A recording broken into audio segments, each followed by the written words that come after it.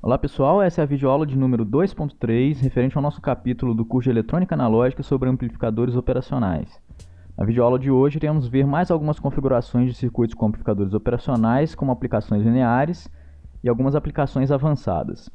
Na aula de hoje, a gente vai tratar dos seguintes tópicos. A gente vai falar do amplificador de instrumentação, a generalização das configurações inversora e não inversora, as aplicações como integrador e diferenciador nas suas formas clássicas, e o integrador e o diferenciador modificado operando como filtros ativos. Vamos começar revisando alguns resultados que a gente viu anteriormente.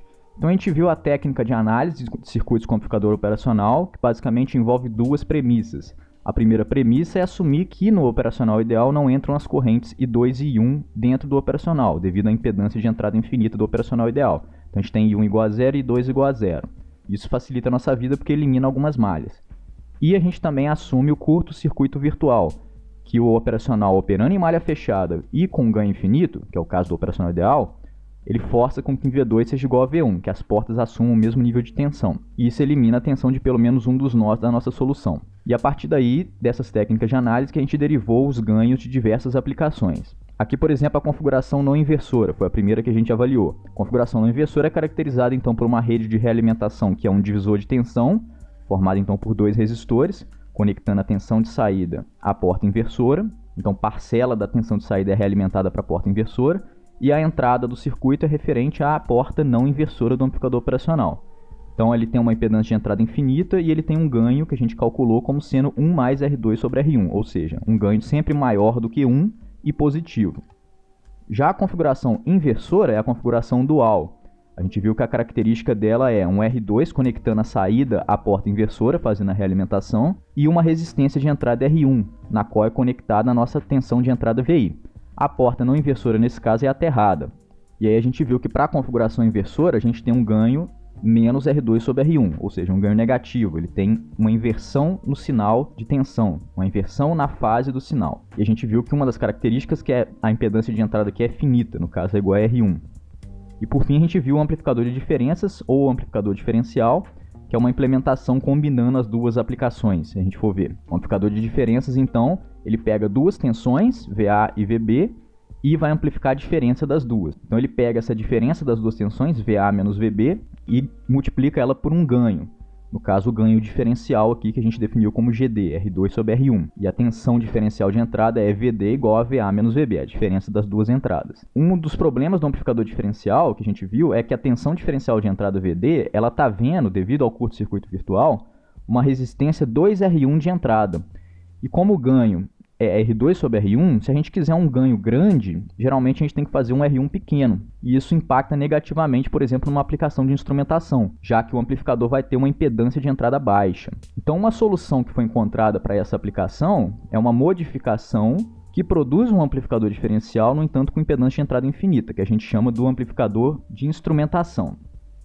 Então, o amplificador de instrumentação é mostrado aqui o esquemático dele. Ele pode parecer muito complexo a princípio, mas na verdade ele é uma aplicação de dois amplificadores não inversores combinado com um amplificador diferencial. E a forma de a gente achar o ganho desse amplificador aqui é muito simples, e a gente vai mostrar algumas das vantagens que ele tem. A primeira vantagem óbvia que ele tem é o seguinte: a gente tem duas entradas, VI2 e VI1, e essas entradas são portas não inversoras de dois operacionais diferentes. Então a gente tem uma corrente de entrada aí zero, uma impedância de entrada teoricamente infinita para esse amplificador de instrumentação, que já é melhor do que o amplificador de diferença. A gente observa aqui também que, devido ao curto-circuito virtual, marcado aqui pelas setas vermelhas, o VI1 vai estar aparecendo nesse nó, enquanto que o VI2 vai estar aparecendo nesse nó. A gente vê que a gente tem uma única malha aqui, que eu designei ID, que a gente tem que equacionar. Se a gente equacionar essa única malha, a gente consegue chegar em qual é a tensão VD que aparece na entrada desse amplificador de diferenças que tem na saída desse conjunto. Então a gente observa que a gente tem dois amplificadores não inversores, um para cada entrada, e a gente tem um amplificador de diferenças aqui. Então a gente pode empregar para o amplificador de diferenças o resultado que a gente já viu, do ganho. Aqui no caso a gente tem R3 e R4, o ganho desse estágio vai ser R4 sobre R3, com relação à tensão diferencial VD que entra na porta dele ali. Então a gente só precisa achar uma equação para VD. Para a gente achar uma equação para VD, a primeira coisa que a gente nota é o seguinte: A tensão em cima de R1 é VI2 menos VI1 devido ao curto-circuito virtual. Então a gente tem a tensão em cima de uma resistência, a gente consegue calcular, usando lei de Ohm, a corrente nessa resistência. A gente sabe pela lei de Ohm que a outra equação para essa tensão é R1 vezes ID. Então VI2 menos VI1 é igual a R1 vezes ID. E aí por fim a gente pode usar a lei de Kirchhoff de tensão para escrever a malha do ID. Então a gente tem uma malha aqui simples de se escrever ao longo do caminho dessa corrente ID. Se a gente escrever essa malha, a gente vai ver que R2ID mais R1ID mais R2ID é igual a VD. É uma malha fechada aqui, então as tensões nessa malha têm que se somar para zero. Portanto, o VD é igual à tensão total em cima desses três resistores, R2, R1 e R2 de novo. Então aparece para a gente ID que multiplica R1 mais 2R2 é igual a VD. Então a gente achou uma equação para VD, a gente pode direto aplicar aqui no ganho do amplificador de diferencial. Então, combinando as equações, a gente tem que o VI2 menos o VI1, que é a tensão em cima do R1, dividido pelo R1, é igual à corrente ID. Então, eu estou substituindo isso na outra equação.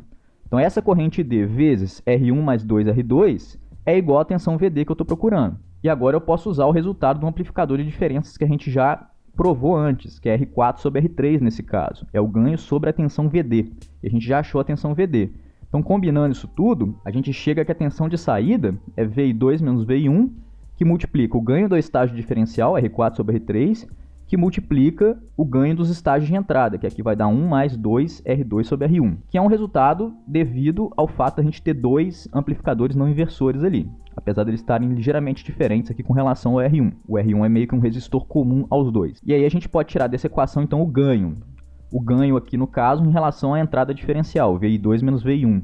É R4 sobre R3, que multiplica 1 mais 2R2 sobre R1. Esse é o ganho diferencial do amplificador de instrumentação que a gente estava procurando.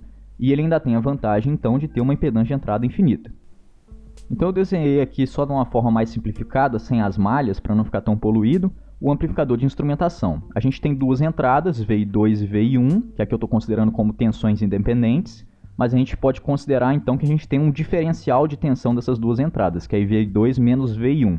Então é a parcela única e exclusivamente diferencial da tensão de entrada, é a diferença das duas. Esse circuito, então, vai amplificar essa diferença por um ganho que a gente calculou lá. Observa que, se a gente fizer o R3 igual ao R4, então a gente está fazendo o ganho da etapa diferencial igual sendo unitário, e o R1 igual a um determinado RG, e a gente fixar então os demais resistores, a gente tem os dois R2 da realimentação das duas etapas de entrada fixos e iguais, e a gente tem o R3, o R4, o R3 e R4 da etapa diferencial todos iguais também. A gente consegue simplificar a equação do ganho para simplesmente 1 mais 2R2 sobre RG. E a gente vê uma outra vantagem aqui com relação ao amplificador diferencial clássico. Lá no amplificador diferencial clássico, que é basicamente a etapa de saída do amplificador de instrumentação aqui, a gente teria que ter R4 igual a R4 e R3 igual a R3. Então a gente teria que encontrar dois resistores idênticos para cada uma dessas duas resistências que a gente tem que empregar aqui numa implementação prática. Aqui no amplificador de instrumentação, se a gente considerar que tudo isso daqui está dentro de um circuito integrado e a gente bota para fora simplesmente o R1, fazendo ele igual a esse RG aqui que eu posso escolher, eu consigo variar o ganho diferencial do amplificador inteiro, tendo que mexer em somente um resistor, que no caso é o RG. Então a gente encontra isso, por exemplo, em alguns circuitos integrados que já vem o amplificador de instrumentação pronto. Então dentro dele ele tem o quê? Os três operacionais casados, e ele já tem também as resistências de realimentação das etapas implementadas dentro do circuito integrado de uma forma casada. Então eles são implementados dentro de um nível de precisão muito alto. A resistência de 40K é 40K mesmo, com uma tolerância muito estreita. A resistência de 25K tem também uma tolerância muito estreita. Então todo o amplificador está muito bem casado. E aí você tem dois terminais desse amplificador onde você tem acesso para você botar a resistência RG que vai controlar o ganho do amplificador inteiro. Então a gente só mexe em uma resistência para poder controlar o ganho diferencial do amplificador inteiro. Aqui, por exemplo, eu estou botando o INA 818 da Texas Instruments, mostrando exatamente isso. A gente tem acesso aos terminais RG onde eu vou inserir o meu resistor que seta o ganho desse amplificador. E a gente vê que o ganho dado pela equação que está no datasheet é 1 mais 50 sobre RG. Né? 50 é basicamente 2R2, já que o R2 que eles estão empregando é 25K. E a saída vai ser o ganho vezes a diferença da tensão de entrada. O pino ref é para você aterrar ou inserir uma determinada tensão que você queira de deslocamento com relação ao terra. E a gente vê que a forma como esses amplificadores de instrumentação são feitos na prática é com o que é chamado de laser trimming. Então eles pegam esses resistores na linha de montagem, quando o chip já está fabricado, e eles vêm com um laser e queimam o resistor até a resistência estar completamente casada entre si. Então é garantido que todos esses resistores de 40K são 40K dentro de uma tolerância muito estreita, e que os dois resistores de 25K também são 25K idênticos. Então isso é feito com um corte a laser até o resistor atingir o valor que ele deve ter na prática. E aí você consegue uma altíssima precisão, coisa que você não conseguiria implementando com resistores discretos. Então esse desbaste a laser das resistências internas a serem casadas garantem que elas sejam idênticas, algo que seria impossível com o emprego de resistores discretos externos ao amplificador. Agora a gente vai falar de uma generalização das configurações inversora e não inversora. A gente viu que essas duas configurações, nas formas clássicas aqui, a gente emprega duas resistências, R2 e R1. Para a configuração inversora, o nosso ganho é menos R2 sobre R1. Para a configuração não inversora, o nosso ganho é 1 mais R2 sobre R1. Só que nada impede a gente de construir essas configurações com algo que não sejam simplesmente resistências. Então, por exemplo, se quisermos empregar impedâncias genéricas quaisquer, a gente continua tendo uma configuração inversora com impedâncias e uma configuração não inversora com impedâncias. E aí a gente só precisa avaliar isso no domínio da frequência. Então a gente teria, por exemplo, não um ganho para a configuração inversora, mas sim uma função de transferência para a configuração inversora. Então é o ganho que depende da frequência. E vai continuar sendo menos Z2 sobre Z1. A gente vê que isso abarca inclusive o caso resistivo, onde Z2 é igual a R2 e Z1 é igual a R1. Já para a configuração não inversora, a gente preserva a mesma equação, mas com impedâncias. Então a gente tem G de S, que é a função de transferência da configuração não inversora, com impedâncias, igual a 1 mais Z2 sobre Z1. Também pode ser reescrito como Z1 mais Z2 sobre Z1. Isso aqui a gente pode aplicar para qualquer configuração que a gente veja e consiga reduzir, então, a uma impedância de realimentação Z2 e uma impedância lá de entrada ou para o terra Z1, nas duas configurações.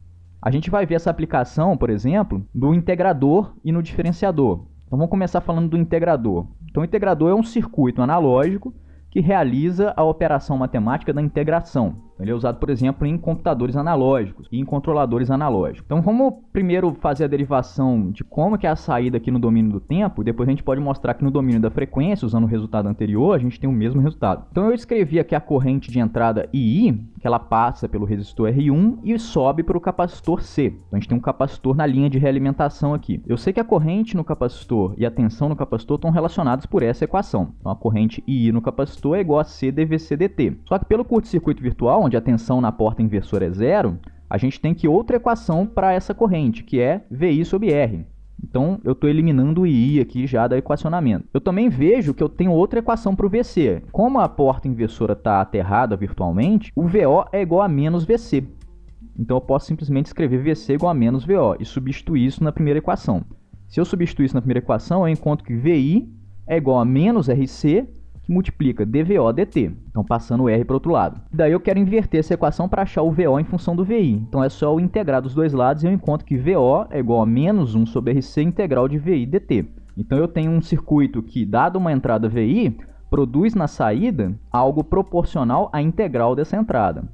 É um integrador inversor, porque ele tem um ganho negativo, menos 1 sobre RC, mas ele está resultando numa integral. Se a gente fizer a mesma análise no domínio da frequência, usando o resultado que a gente mostrou para as características que podem ser reduzidas a duas impedâncias na configuração inversora, então menos Z2 sobre Z1, a gente consegue ver nesse circuito que o nosso Z1 é a resistência R de entrada e o nosso Z2 é a impedância do capacitor, 1 sobre SC. Lembrando aqui que eu faço S igual a J ômega, quando eu preciso calcular a impedância, mas para a função de transferência eu deixo em função de S mesmo. E a gente tem então que o G menos Z2 sobre Z1 é menos 1 sobre SRC. Lembrando que esses resultados são equivalentes. Por quê? Porque se você aplica a transformada de Laplace da integral de uma variável no tempo, aparece no domínio da frequência 1 sobre S dessa variável no domínio da frequência. Então, dividir por S é integrar. Alguns resultados que a gente nota aqui que aparecem tanto na equação da função de transferência quanto numa análise de circuito. Esse circuito, por exemplo, para a corrente contínua, se a gente for avaliar, o capacitor é um circuito aberto em corrente contínua. Então a malha de realimentação não vai existir em corrente contínua. O operacional vai estar operando em malha aberta. E em malha aberta o operacional tem um ganho infinito. A gente consegue observar que esse mesmo resultado pode ser constatado olhando para a função de transferência. Se a gente faz S igual a zero, o S está no denominador. Então a gente tem G de S igual a infinito. A gente tem um ganho infinito para frequências nulas, para corrente contínua. Então é uma característica do integrador. Vamos ver agora a aplicação dual do integrador, que é quando eu troco R com C. Eu continuo com uma configuração inversora, mas a gente vai ver que agora ele faz a operação inversa, que é a diferenciação. Ele tira a derivada do sinal de entrada. Então, de novo, eu tenho para a corrente de entrada aqui I, ela é igual a C dVC dt.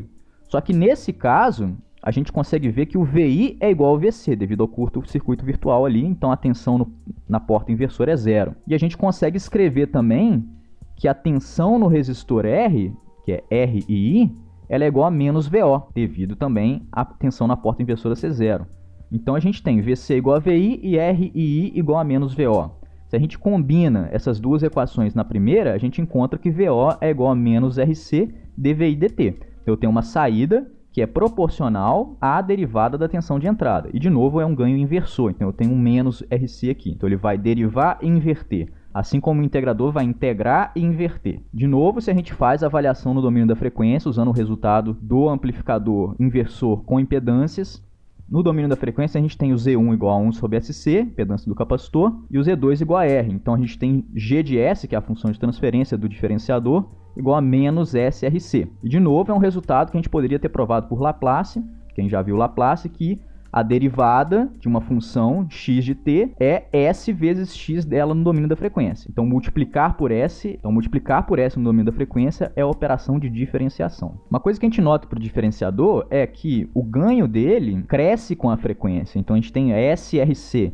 Então, na medida que S vai crescendo, a frequência cresce, esse ganho vai aumentando. A gente pode mostrar que isso é porque a impedância do capacitor vai diminuindo na medida que a frequência aumenta. Então, o denominador da equação do ganho vai caindo. Então, o diferenciador ele tem uma característica inversa do integrador, que é o quê? Ele tem um ganho infinito em frequências altas. O ganho dele tende a infinito na medida que a frequência tende a infinito. Então, se por um lado o integrador tem um ganho infinito para a frequência nula, corrente contínua, o diferenciador ele tem um ganho infinito para a frequência infinita, para frequências altas. Então, um problema que pode ter no diferenciador, por exemplo, é ele ser um amplificador de ruído. Então, tem muito ruído lá com uma frequência espalhada no espectro todo. Então, tem frequências altas, por exemplo, que tem componente. Esse diferenciador tem uma tendência de amplificar esses ruídos.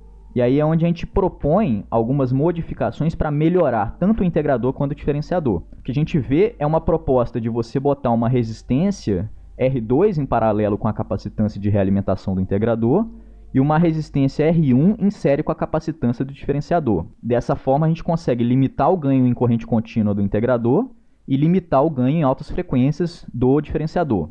Então, a função aqui é essa. E agora aqui a gente vai usar direto o resultado do ganho da configuração inversora com impedâncias, menos Z2 sobre Z1. No caso do integrador modificado, a gente consegue ver que o Z1 é igual a R1. Puramente resistivo. Assim como no diferenciador, o Z2 é igual a R2, puramente resistivo. Só que no integrador, a gente tem uma impedância Z2 igual ao paralelo entre a resistência R2 e o capacitor C. Então, a gente tem R2 que multiplica 1 sobre SC dividido por R2 mais 1 sobre SC, produto sobre soma, paralelo de duas impedâncias. E a gente consegue simplificar esse Z2 aqui, multiplicando por SC em cima e embaixo, para essa equação, R2 sobre 1 mais SR2C. Quando a gente calcula a função de transferência G de S, usando menos Z2 sobre Z1, a gente chega nessa equação, menos R2 sobre R1, que multiplica 1 sobre 1 mais SR2C. Numa análise similar para o diferenciador, a gente já tem que Z2 é igual a R2, impedância puramente resistiva. A gente pode calcular quem é o Z1. O Z1 é a associação série do R1 com a impedância do capacitor C. Então, Z1 é R1 mais 1 sobre SC, que, de novo, a gente pode tirar o mínimo e vai chegar numa equação SR1C mais 1 sobre SC. Então, esse é o nosso Z1. Quando a gente aplica a definição da função de transferência, menos Z2 sobre Z1, a gente tem menos R2 sobre R1, que multiplica SR1C sobre 1 mais SR1C. Para chegar nessa forma, como eu botei essa equação aqui, é só você multiplicar em cima e embaixo por R1. Por que eu explicitei o fator R2 sobre R1 nas duas equações? A gente tem menos R2 sobre R1, que multiplica uma função de transferência, dependendo de S, nos dois casos. É porque aqui a gente conseguiu reduzir essas duas funções de transferência a funções de transferência que a gente já conhece, lá da CTS. A gente tem, basicamente, uma função de transferência de um filtro passa-baixas, nesse caso um filtro ativo, ele tem um ganho DC, que é igual a menos R2 sobre R1, e a gente tem um passa-altas ativo aqui, a função de transferência de um filtro passa-altas para o diferenciador, que tem um ganho em S igual a infinito, ou seja, para grandes frequências, igual também a R2 sobre R1. Como que a gente sabe disso? Pega a primeira configuração do integrador e avalia qual é o ganho em corrente contínua. O que acontece em corrente contínua? O capacitor abre. Então a gente tem simplesmente R2 e R1 no circuito, e a gente tem uma configuração inversora clássica em corrente contínua, que vai ter um ganho CC de menos R2 sobre R1. Já no diferenciador, o que a gente avalia? O contrário. O que acontece em S igual a infinito, frequências altas? O capacitor vira um curto, então a gente tem de novo um ganho para frequências altas igual a menos R2 sobre R1. Então qual que é a função do R2 aqui? Limitar o ganho em corrente contínua do integrador. A gente viu que ele era infinito, agora ele não é infinito mais. E qual é a função do R1 no diferenciador? Limitar o ganho em altas frequências, que a gente viu que ele tem uma tendência a amplificar ruído, por exemplo, aí de altas frequências. Então a gente consegue limitar o ganho dos dois aqui nos lugares onde esses ganhos tenderiam a ser infinitos. Então implementações práticas desse circuito geralmente são dessa forma, e não da forma como a gente viu anteriormente. Então a gente viu que o integrador melhorado vai se comportar como um filtro ativo passa-baixas, e o diferenciador melhorado vai se comportar como um filtro ativo passa-altas, cuja função de transferência são essas dadas. Conhecendo a função de transferência típica de uma rede passa-baixas e de uma rede passa-altas, a gente consegue ver qual que é a frequência de corte de cada uma delas aqui. Por exemplo, pro passa-baixas é ω0 igual a 1 sobre R2C. Já para o passa-altas, que é o diferenciador melhorado, é ω0 igual a 1 sobre R1C. Então essas seriam as frequências do joelho das curvas desses dois filtros aqui. E a gente consegue ver pelas funções de transferências que o integrador, quando S tende a zero, ganho em corrente contínua, menos R2 sobre R1, que eu vou chamar de A0, ou seja, o ganho, o platô de ganho é em corrente contínua, A0. Por quê? Porque o capacitor abre, igual eu falei. Ele abre e sobra só o R2 sobre R1 numa configuração inversora clássica resistiva. Já no diferenciador, quando a gente faz G de S para S igual a infinito, a gente vê que ele tende a menos R2 sobre R1. Então eu chamei isso de A infinito, que é o patamar de ganho para frequências altas do filtro ativo passa-altas, ou para o diferenciador melhorado. Por que, de novo? Porque o capacitor tende a ser um curto em altas frequências. E aí, de novo, a gente cai numa configuração resistiva com ganho menos R2 sobre R1. Então a gente tem argumentos tanto qualitativos quanto numéricos baseados nas funções de transferência que a gente derivou para mostrar esses resultados. Só para mostrar esses resultados aqui, como é que ficam essas funções de transferência, eu fiz um programa rápido aqui no Octave para plotar para mim os diagramas de Bode tanto do diferenciador e do integrador clássicos e nas suas formas modificadas que comportam-se aqui como filtros passa-alta e passa-baixa ativos. Então eu só escrevi aqui no Octave as funções de transferência do filtro passa-baixas ativo que a gente calculou, do filtro passa-altas ativo que a gente calculou, então integrador e diferenciador modificados, e do integrador e diferenciador clássicos. E aqui no caso eu tomei cuidado de escolher valores de forma que o ganho unitário deles seja na mesma frequência. Vocês vão ver o que é isso no gráfico. Então a gente vai ver, por exemplo, no gráfico que o integrador é o caso específico do passa-baixas ativo e o diferenciador é o caso específico do passa-altas ativo. Vou mostrar os gráficos aqui. A gente tem o gráfico da esquerda para tanto o integrador quanto para o passa-baixas ativo e o gráfico da direita tanto para o diferenciador quanto para o passa-altas ativo. Então a gente vê em laranja é a função de transferência plotada do integrador e em azul do passa-baixas. A gente vê que as duas curvas tendem a ser a mesma para uma frequência superior à frequência de corte, então é onde o passa-baixas se comporta exatamente como um integrador, frequências suficientemente altas acima da de corte, e para o passa-altas a gente tem a mesma coisa, onde o diferenciador e o diferenciador modificado, que é o passa-altas ativo, tendem à mesma curva, abaixo de uma determinada frequência máxima aqui. Então é onde o passa-altas se comporta como um diferenciador. E a gente vê que os patamares são os limites de ganho que são impostos nas configurações modificadas. Então a gente tem um ganho DC aqui para o integrador de 20 dB e um ganho de altas frequências para o diferenciador também de 20 dB. A frequência de corte aqui eu escolhi os valores para dar a mesma para os dois, só muda a característica do filtro, e as características de fase. Lembrando aqui que todas essas configurações são configurações inversoras, então elas sempre têm um phase shift aqui mínimo de 180 graus, devido ao menos no ganho ou DC ou de frequência infinita. Bom, então isso conclui a nossa aula de número 2.3 sobre algumas configurações e aplicações lineares mais avançadas com o amplificador operacional, como o amplificador de instrumentação, e o integrador e diferenciador e as suas modificações que acabam por operar como filtros ativos do tipo passa-baixo e passa-alto. Agradeço a atenção e até a próxima aula.